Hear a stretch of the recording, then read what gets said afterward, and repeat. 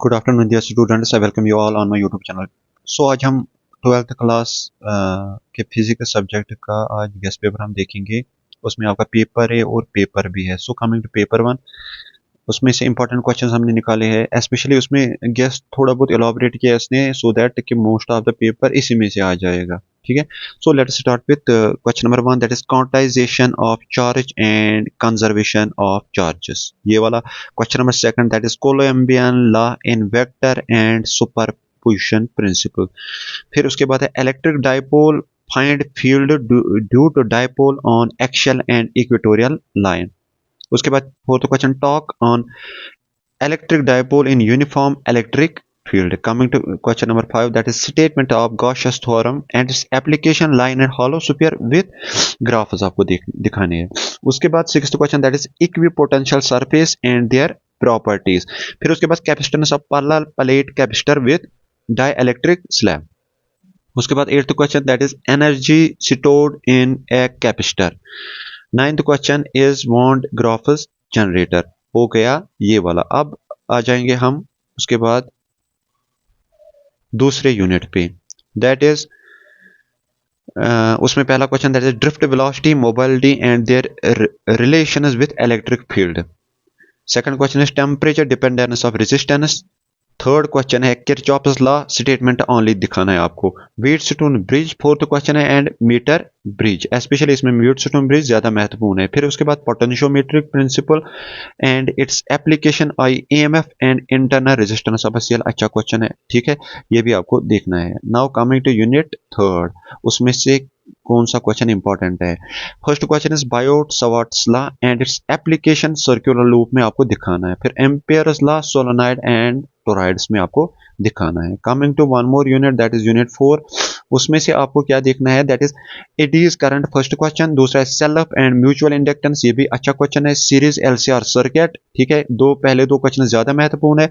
फिर उसके बाद power in AC circuit and उसके बाद है वाटलेस करंट, ये भी देखना है। यूनिट 5 में आपको क्या देखना है, uses of radio waves, microwaves, X ray, UV rays, infrared. इसमें सबसे अच्छे जो इंपॉर्टेंट क्वेश्चन है इंफ्रारेड और रेडियो वेव, उनका दिखाना है। माइक्रोवेव भी उसके बाद दूसरे पहले नंबर पे ये और ये, उसके दूसरे नंबर पे ये ज्यादा महत्वपूर्ण है। अदरवाइज इसने सारा कुछ इसमें दिया ताकि सारा पेपर इसमें से आ जाए। Coming to one more unit, that is paper B. अब पेपर बी में हमारा पहला जो यूनिट है फिफ्थ और सिक्स्थ, उसमें पहला question lens maker formula, total internal reflection optical fibre. फिर उसके बाद तीसरा question prism formula. Fourth question is magnifying power of microscope and telescope, ठीक है। उसके बाद fifth question mirror formula and lens formula, ये भी आपको देखना है। उसके बाद sixth question, that is correction of defects, ये इंपॉर्टेंट क्वेश्चन है। फिर उसके बाद Huygens principle, proof of reflection and refraction, ये भी देखना है आपको।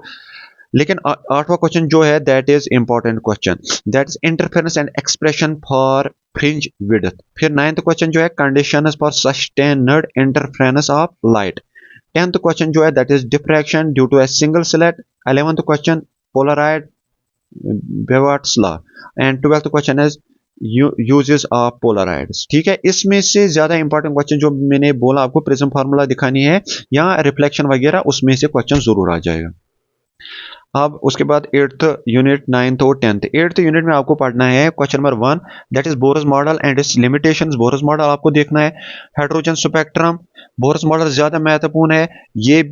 फिर उसके बाद है इम्पैक्ट पैरामीटर, लेकिन बोरस मॉडल आपको ज्यादा पढ़ना है। आइसोटोप्स, आइबोरस एंड आइसोट्यून्स, ये सबसे इंपॉर्टेंट है इसमें बोरस मॉडल के बाद। Properties of alpha, beta and gamma particles, beta का ज्यादा महत्वपूर्ण है और अल्फा का, ठीक है, अल्फा और बीटा का ज्यादा है। रेडियो एक्टिव डिके लॉ, ये भी आपको देखना है। रेडियो एक्टिव इसमें आपका आता है फॉरवर्ड और बैकवर्ड आता है। बाइंडिंग एनर्जी बहुत महत्वपूर्ण क्वेश्चन है। Nuclear fission and fusion, fusion को काटना, फ्यूजन इसमें कैसे होता है ये। अब उसके बाद नाइन्थ जो यूनिट है आपका, दैट इज, इसमें से क्या करना है आपको नाइन्थ यूनिट में, फॉरवर्ड एंड रिवर्स बायसिंग, बहुत इंपॉर्टेंट क्वेश्चन है। Diode as rectifier, Zener diode as voltage regulator.